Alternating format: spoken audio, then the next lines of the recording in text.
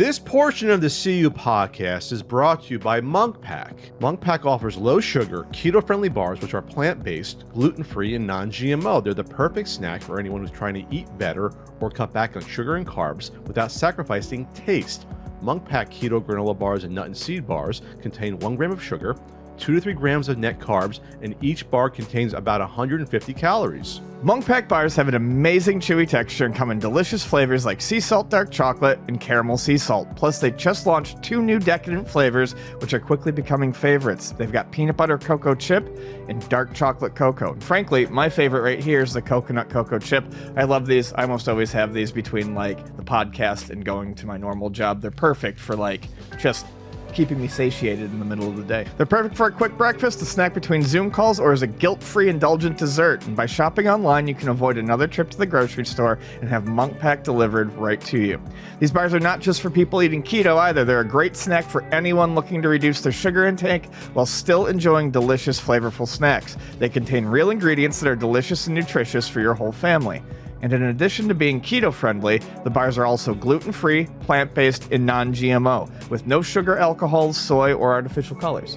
Get 20% off your first purchase of any Monk Pack product by visiting monkpack.com and using our code CUPodcast at checkout, or simply click the link in the description below to get 20% off. Monk Pack is so confident in their product that it's backed with a 100% happiness guarantee. So if you don't like it for any reason, they'll exchange the product or refund your money, whichever you prefer. So grab yourself some yummy, delicious Monk Pack bars. Ian. Patrick. Pal of the show, Carl Jobst, came out with a video in the past 3-4 days discussing a video that had come out that I forgot. I forgot about this video in terms of the scope of it. I known that Carl wanted to respond to this. A collector YouTube channel named Mad Dog Collection put out a very well edited, like slickly produced video several months back. I'll give it that. Sure. Yeah. Very slickly produced. Like there's production value in this video. Basically calling Carl Jobst to task, and me a little bit, which we'll get into, about our opinions on the WADA games and the sealed video game market in general, due to Carl's excellent coverage and our coverage in the past of the collusion between people involved with Heritage Auctions and WADA games, the weird Pawn Stars appearance and stuff like that, that Carl had put out the video last September, a year ago, and it got like 1 million views. Like it blew up. And I don't think he was expecting that. I had a feeling it was going to do well. But Carl had never done a video like that before. Carl, was into more like speedrunning stuff and, sure, and Billy Mitchell controversy stuff, that not retro video games, but he's a collector. He's into it. So he thought it was interesting to do it. So this person did a video that this person's video, Mad Dog Collection, did a video in response that was full of lies, distortions, or just cutting up edits to make people say things they didn't really say. That's a lot of straw man attacks. That's my big takeaway. It's a lot of straw man stuff. Yeah. And he did this video as a desperate response to people like Ian and me and Sean from Reserve Investments and Carl, who said, hey, let's take a step back and look at what's happening in this market and these astronomical 10,000% increases in prices happening in a year. Something seems weird. Something seems weird here. And the result of that is you had pushback from people like this Mad Dog Collection. What's with people putting Mad in their names coming after me? Mad Max fucking movies or whatever the fuck, and it's Dr. Doom Mad Dog Collection. So I've had people attack me in videos like this. In my comments, people attack me. In person, people attack me that have a lot of money tied up into this. These are not, you don't get that angry unless you have money to lose. That's always what I come back to. You're not gonna come up to me and yell at my face in person at PRG 2019 unless you have a lot of money on the line, Danielle. So that's what it comes down to. They feel at risk because they know what's happening. They know. Yeah, this is not an organic response. No. It's not like, well, this is why I disagree with Carl, and this is my experience. This is a desperate plea. So going into Carl's video, we're going to play some clips here and there. This is the first one. I'll try to put some on the TV screen, but at least you can listen to it here because I have some of this stuff time coded. This first one are investors talking openly about why they got into it, because on the surface in all these articles they say I wanted to relive my youth, nostalgia. They would say this stuff publicly in these articles, but behind the scenes they would say stuff like, let's see where I got it right here. This is at 7 minutes in, I believe. They would interview each other. Here's Nerdy Girl Comics. This is Danielle. This is the individual that yelled at me in person about this. So let's get it right here. To games and heritage auctions, flooding the market with hype, and very wealthy people, especially those from the comic, coin, and card markets, buying games because they wanted to make money. And this isn't just a hunch. The wealthy people who do spend hundreds of thousands of dollars on a game literally admit that it's to make money. This is a little different than a collectability piece. Obviously, you can collect it, but we bought this as an investment play. And I think it's justified. This will be over $1 million someday. You heard me say it. I'll say it 100 times over. This should have gone. Like, I'm ecstatic. These are the people that attack you. Yes. Because it's pure, money tied up. Unadulterated greed. They're saying it with their own words here. We are not crazy when we say this, that they come from other, like, they come from the card world or comics, because I've talked to these people and they say this to me, and you see them at Comic-Con selling their comics. Well, it's evident also in the fact that, I mean, we've talked about it before, but you notice they come from other markets because they immediately start buying stuff that is related, maybe not the most rare or important to video games, but stuff that they recognize from other markets too. It's why you saw so many sealed fucking Spider-Man Atari 2600 games, because they're correlating with their thoughts about comics. What they know from comics or toys with video games. But collectors like us, it doesn't add up. Collectors like us know that has not how video game collecting works at all, and hasn't historically. Other stuff in here, like the bubble was not caused by nostalgia. The bubble was caused by people getting to the inorganic market and spending too much money, and now realizing that this is a small pool of people. I'm saying this, a very small pool of people. Well, I mean, I disagree a little bit there. I do think nostalgia is a huge part of it. I mean, it's why people are attracted to stuff like toys, comics, and video games. Nostalgia definitely adds to that. And when you're stuck inside a house, you are going to think about stuff that you used to have fun with. I'm not saying it's why the market's there, but it absolutely is why it got popular enough to be viewed as this. No, I mean about these specific people that are spending 10, 20, they're not 30, in it 40, for nostalgia. 50, no, it's not nostalgia for them. That's the bubble. Or it's tangentially related to why. It's something that they recognize enough to be like, okay, I can grab onto that. Sure. But that's not nostalgia. Like, no one had nostalgia for, oh, I bought a game and kept it unopened on my shelf. Like, that to me would be like, that's the nostalgia that you would be trying to associate with it. This person, Mad Dog, said that Carl was trying to discredit positive news articles.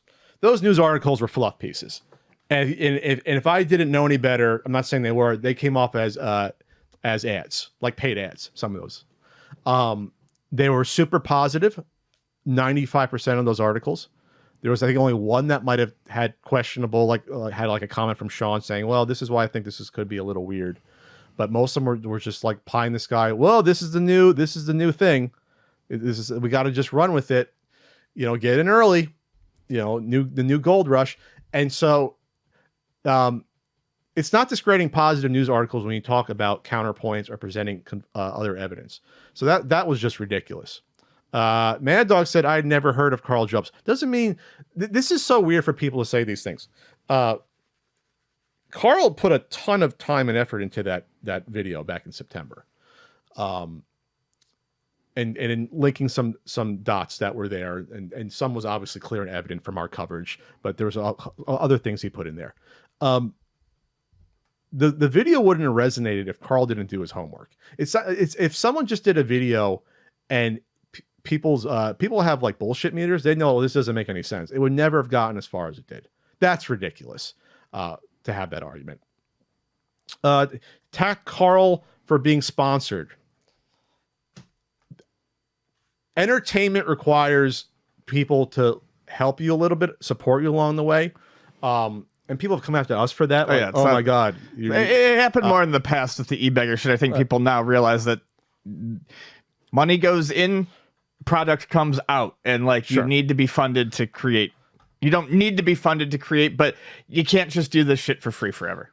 But Carl pointed out that his WADA video wasn't even sponsored. He thought it was so important that he wanted this to be on its own without people like this Mad Dog people potentially coming after him on it. And then, you know, he's trying to show, he's saying, you know, Carl has a motive because his sponsor. Well, how can I put this, Connolly? This slime ball is trying to tell you how awesome everything is with a wall of sealed games and VHS tapes behind. Yeah. Because they're getting to that, trying to push that market. Right. So they're trying to tell you that, okay, don't listen to this person who's put in all this research, connected the dots. Listen to me, who has a lot of money to lose on this if it goes wrong. Correct. Carl has no skin in the game when it comes to it. We have no skin in the game when it comes to it. And when I talk to almost every single person that is so positive about this, they have skin in the game. They're into it. Sure. It's the same thing with something like NFTs. Do you ever meet someone that's super positive about NFTs that doesn't own NFTs? No, and you're not going to. Because it's baked into the experience, which I'll get into a little bit. And then he said, let's see, this is a good one. I'll put this one real quick. I'll play this one over here. This cut. But the video was well produced and effective enough that even news sites saw the commercial potential in covering such a story. And the people gobbled it up. Hello. Not the actual collectors, mind you, people that have been collecting for more than, say, a year.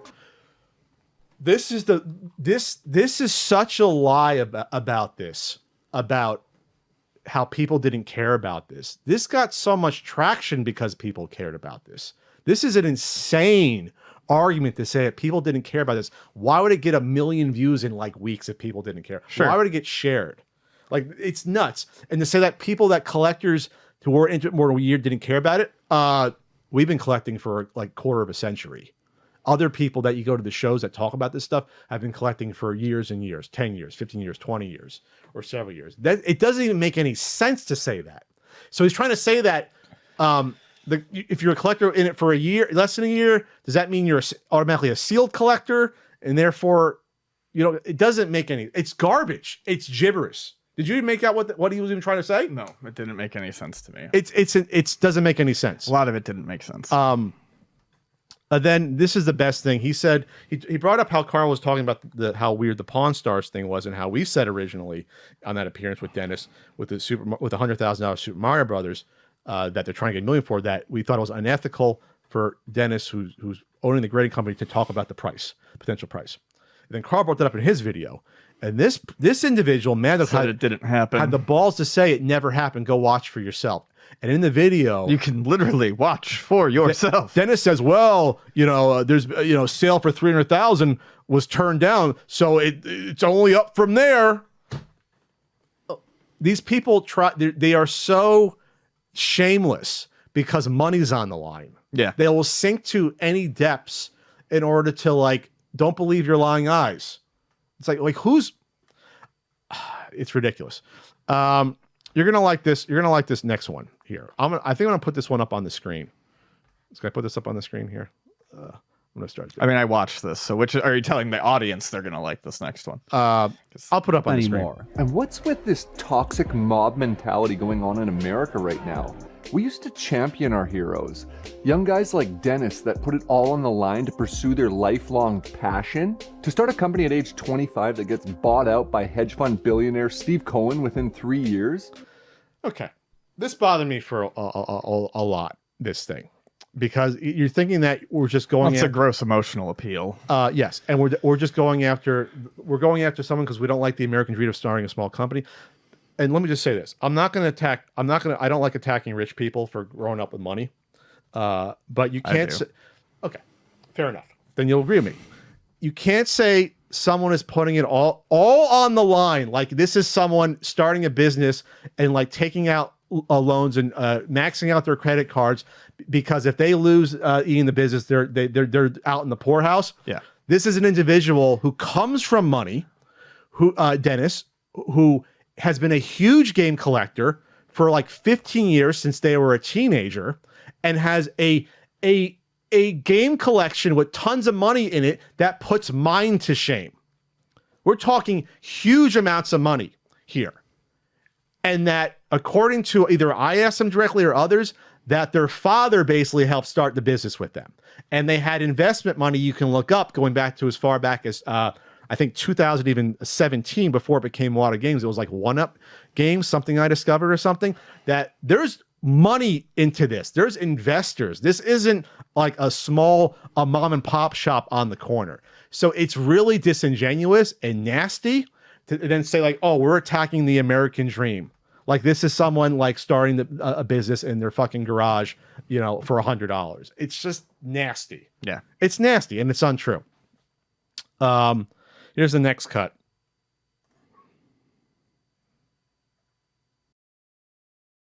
And he went as far to accuse Eric Nierman, a guy that's dedicated thousands of hours of his free time to studying this hobby, of not being a real collector. Very few people are this dedicated to a hobby.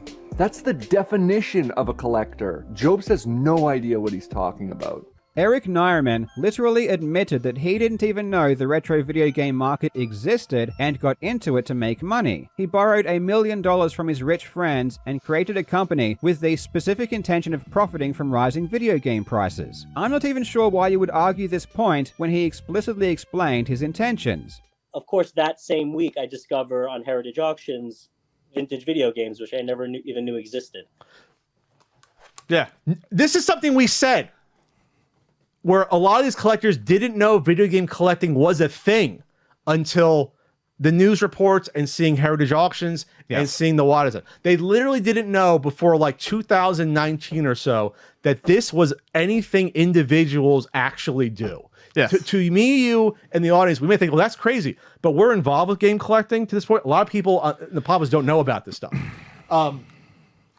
And the Mad Dog saying he's put thousands of hours into this, that makes him a real collector. That he's put. It doesn't make you a real collector because you spend money. Anyone can spend money. That doesn't necessarily make you a collector above or below. It just means you have money to spend. That's all it means. And Mad Dog, if he was an honest person, he's not. He would point out the stuff that Eric Nierman has done that's positive in terms of video game collecting. What have they actually done? And the answer is this: they spend a ton of money to hope to make money. That's the where that their passion begins and ends. And that's all I said. That's the difference, and why, to me, you can't call a lot of these people video game collectors at all. Because if it wasn't video games, like with Eric, they would have put their money into anything else and try to do the same thing. Anything else. Eric would just say, well, it's video games. It's more fun than doing cards, but it's the same thought process. Yes. Amass as quickly as you can with as much money as you can because you think the market's going to go up. Get in early. That's all it is. And so I watched Carl's video, Ian, the first like 3/4 of it, and then it came to the part where I was heavily featured. I forgot how much I was in this Mad Dog Collections video. And I'm not sure why at the time we didn't do a video on it, because we probably should have. But these people don't need attention. True. But I had past quotes misrepresented, and in one case here, I was outright fucking slandered by this person. This person claimed I said something I never said. So I'll try to put it up on the board when we start this here. But this is the last of this topic is going to be just basically talking about me here. Here, let's put this up here. It's a joke. Honestly, I hate focusing on Eric, and I wouldn't have brought him up again if this video hadn't made such an insane argument. I don't mind bringing up Eric because Eric's an asshole, and he's gone after me in comments and probably Ian multiple times in the past. I don't mind going after assholes in particular. Okay. Eric was merely an example of how these high-end speculators use money and the media in order to abuse a market for their own gain. Yeah, he's the poster child because he had an article written about him holding up 2 games with a wacky face. And the first thing when me and you covered it, we're like, I never heard of this person before. No, we had no idea who they were. And the article said they're one of the biggest game collectors. And I'm like, I never heard of this person ever.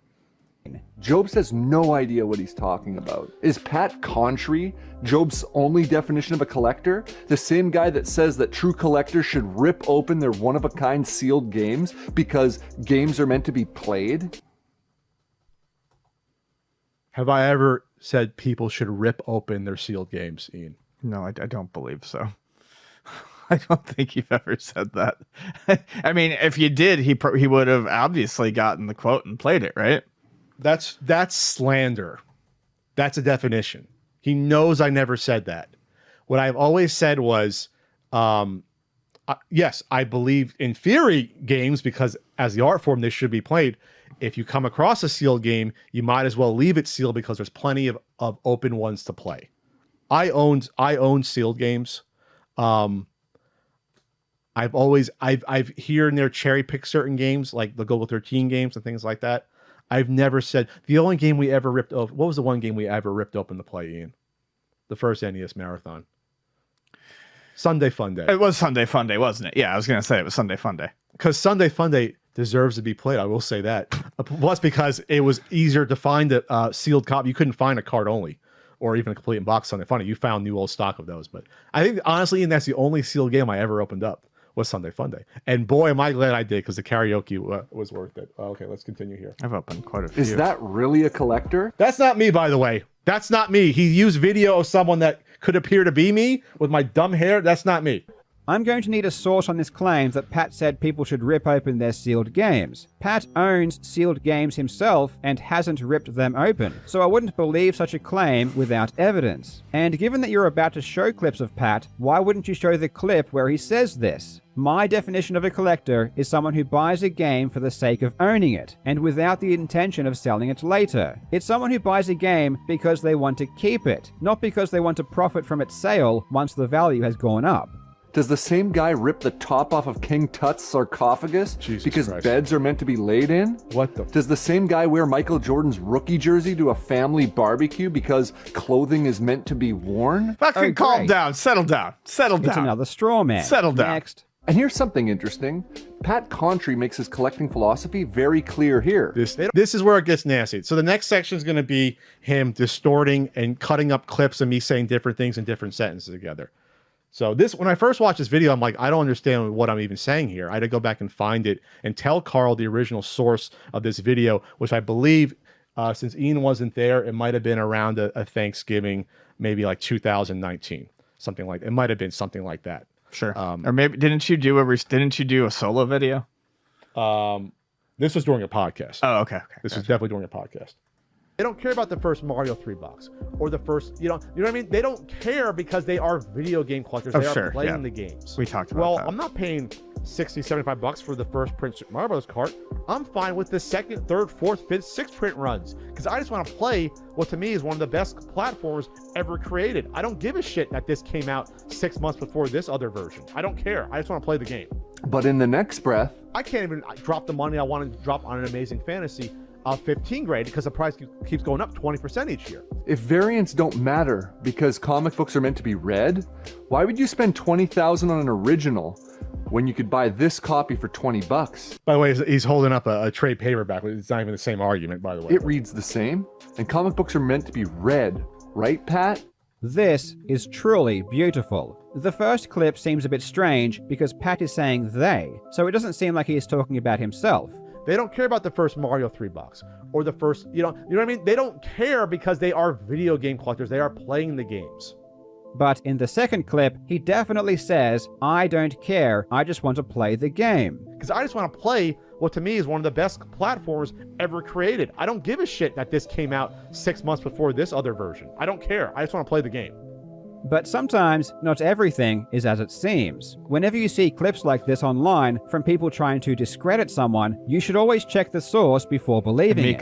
So let's take a look. So it's real quick. this conversation came up, Ian, because this is a response to, again, Danielle, Nerdy Girl Comics, who attacked in an article a lot of the sellers at Too Many Games back in 2019 and said, well, they don't know what they're doing because they're pricing the left Super Mario Bros. 3 Bros the same as the right. And I was trying to defend them by saying that they don't care. The sellers... No, yes, clearly. Because the buyers don't care about it. The sellers don't. Yes. Look at this quote and check out the original context.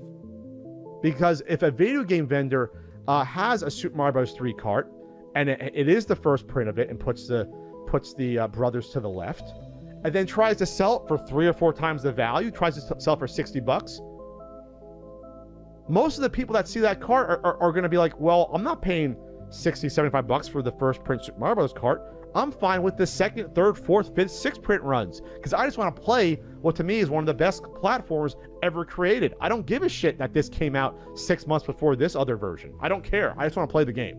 So the clipped quote was this, but the actual full quote was this. He wasn't sharing his philosophy at all. He was just expressing what he thinks the opinion of most other people is, which is that they don't care about the variants, they just want to play games, which I also think is true. He wasn't even talking about collectors. He was talking about the general public. Because it's a hard thing, and just because you may know a couple little details doesn't mean you know everything, and it doesn't mean what you think is important means that it's important to these video game sellers because they're not making money off of the Super Mario Bros. 3 variant. That's not the way they're making a living. They're not making money off of some of these box variants because the people that they sell to aren't you. They are buying just carts by and large, so they don't give a shit because they're actually playing the games. So I was making the distinction between people like Danielle, who cared about the left bros and right bros, versus someone walking into Luna Video Games that just says, give me a Super Mario Bros. 3. Yes. Yeah. I mean, it's pretty clear, but you got to cut it up. Yeah. And I think that's where everything falls apart for me.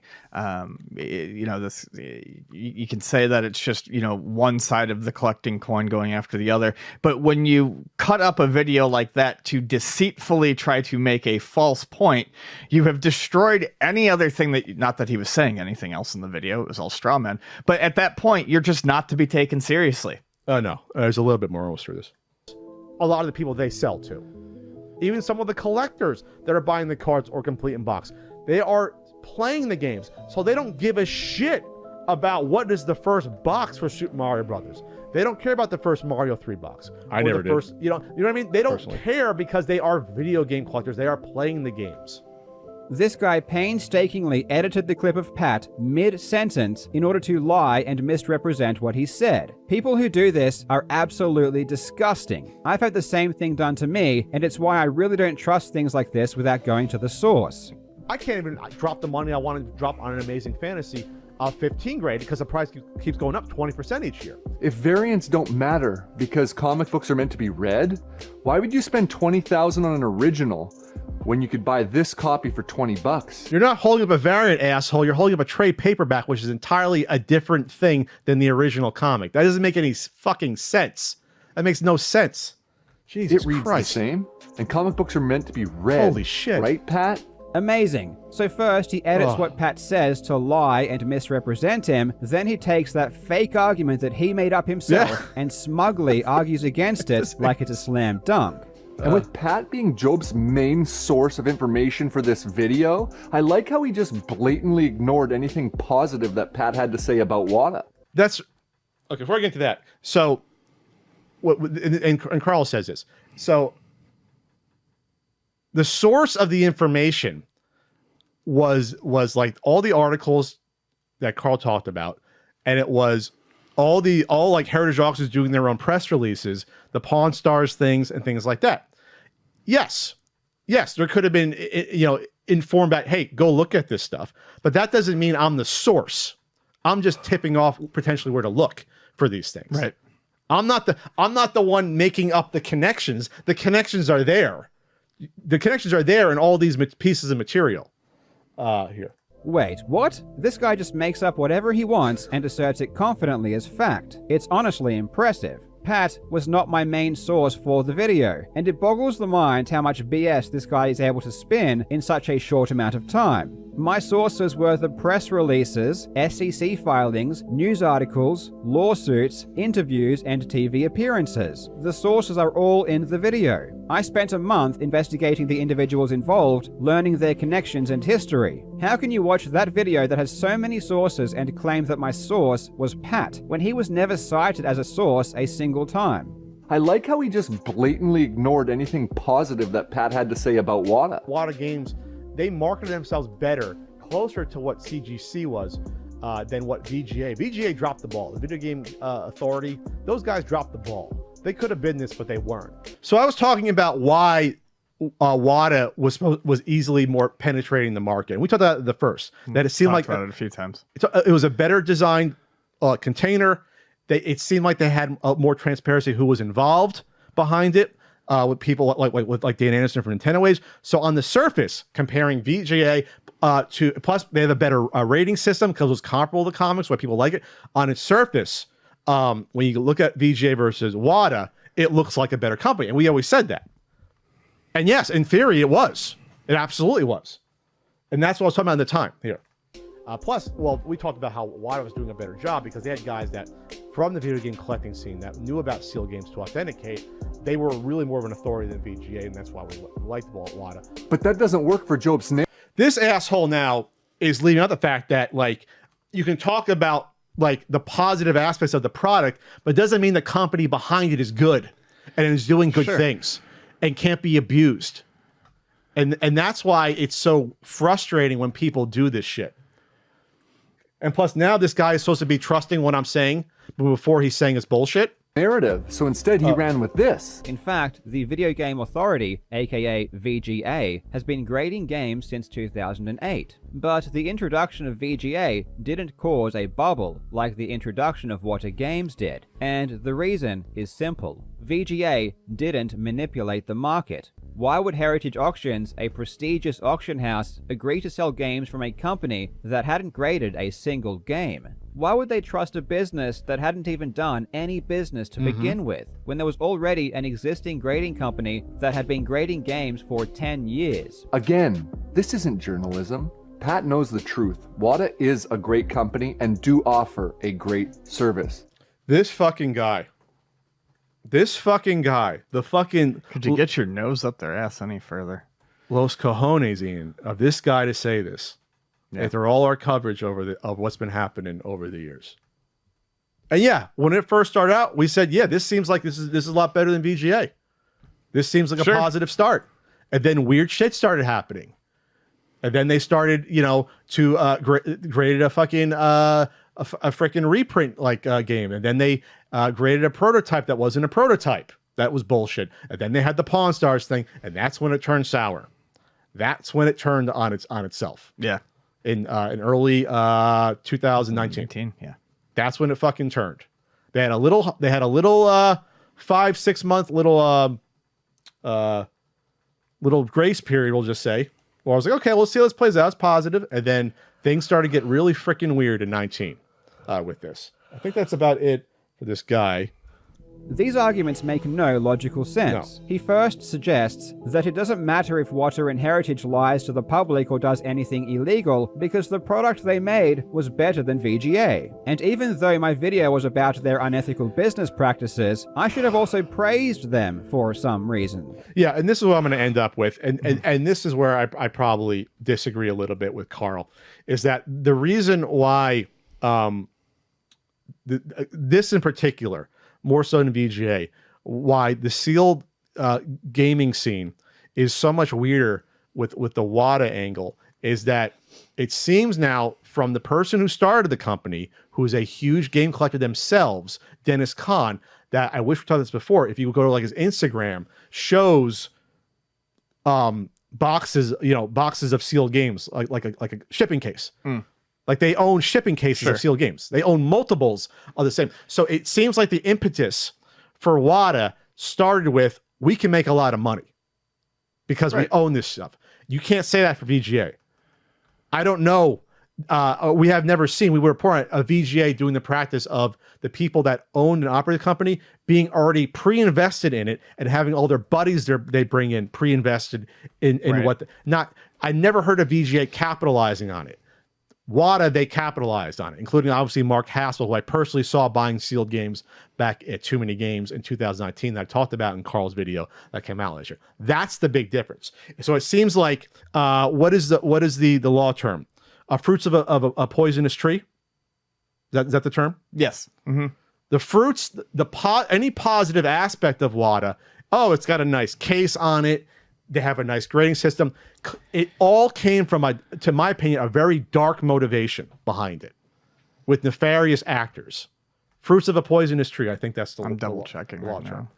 So you can't get a positive result if it started from a bad spot or an immoral or illegal spot, right? Yes. Yeah. That's how I look at WADA. I don't know if you agree, but I feel like that's to me how it's turned into. I mean, I'm going to be pretty. I have no desire to say that it started from a nefarious place. I don't know that, but it wouldn't surprise me if there was absolutely monetary reasons for wanting to get involved, and that doesn't change the fact that whatever it started as is not what it is now. Even with Jim Halperin's involvement at the beginning, I'm not sitting here defending them. I'm just saying it doesn't matter what it started as. We're talking about right now, and now looks bad. Gotcha. Okay. You're thinking even if it was innocent, it quickly turned sour. Sure. Even started in. Okay. Fair enough. So that's it. So check out Carl's full video. It's about 45 minutes. And Mad Dog, I hate saying fucking name Mad Dog. Mad Dog Collection. I try to look for the original video to source it. They have one video on their YouTube. They got it all going on. And they took down their channel, basically. Yeah, that's what I've noticed. And it says that their socials have gone away, too. Yeah. So they have no problem distorting, slandering, and just putting words in people's mouths they never said and having strawman arguments, etc. But, when push comes to shove, they are what they are. That's all I got to say on it.